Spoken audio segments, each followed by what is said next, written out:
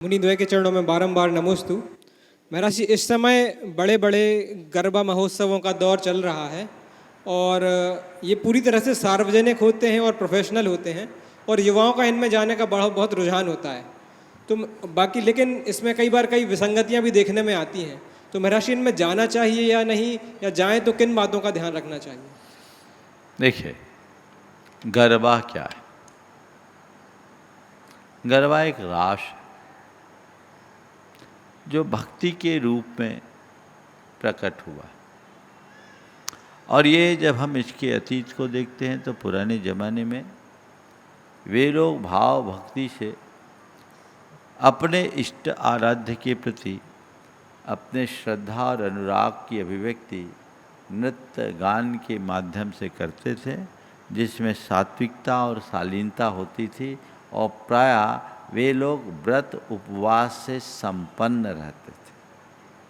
धीरे धीरे इसका मूल गुजरात में था और उसमें मर्यादा थी, सात्विकता थी, संयम और सदाचार था। धीरे धीरे ये चीज़ें पूरी तरह प्रोफेशनल रूप धारण कर ली और इसमें अब वो धर्म छूट गया और ये भक्ति रास की जगह राग रास बन गया, राग लीला बन गई।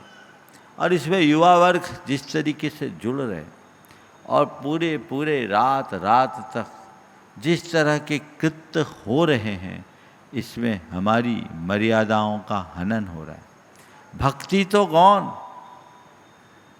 पहले जो लोग आराधना करते थे वे आराधना मंडप में क्या करते थे, अब तो केवल ये तो नृत्य गान का ही समय है और नृत्य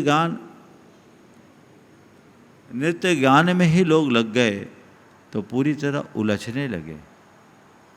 इसके परिणाम बहुत भयानक आ रहे हैं। आज से 15 साल पहले मैंने एक रिपोर्ट पढ़ी थी, वो चौंकाने वाली। उसमें लिखा था कि हर साल जनवरी और दिसंबर के महीने में गर्भपात की सर्वाधिक संख्या होती।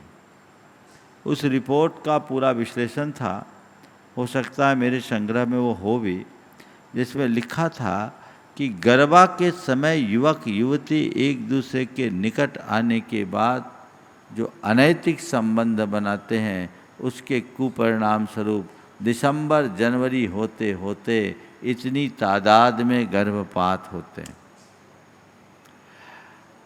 इस रिपोर्ट को देखते हैं तो रोंगटे खड़े होते हैं। आखिर क्या हो रहा है, कहाँ है हमारी भक्ति?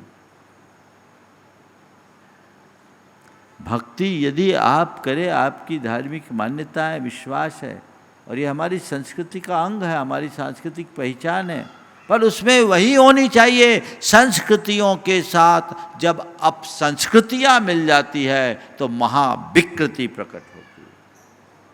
आज यही सब हो रहा है, इस पर नियंत्रण चाहिए। अब तो सब भाग रहे हैं। अब लोग दफ्तरों में काम नहीं करते, घरों में काम नहीं करते, पूरी रात इसी काम में, और उसमें नाना प्रकार के अनाचार होते हैं। ये कतई प्रोत्साहन के योग्य नहीं है, पर ऐसा बहाव और ऐसा भटकाव है कि उसकी तरफ कोई देख नहीं पा रहा, कोई सोच नहीं पा रहा है। लेकिन समय रहते हमें इस पर पूर्ण नियंत्रण की ज़रूरत है और अगर करे तो कुछ ऐसी व्यवस्था हो जिसमें इसका रूप या तो पारिवारिक हो या स्त्री पुरुषों का अलग अलग हो, संयुक्त न हो, तो कुछ मर्यादाएं सुरक्षित हो सकती है और उसकी समय सीमा भी निर्धारित हो और वो दिन में किया जाए तो बहुत कुछ बदलाव आ सकता है। हम इस पर कुछ अंशों में नियंत्रण ला सकते हैं।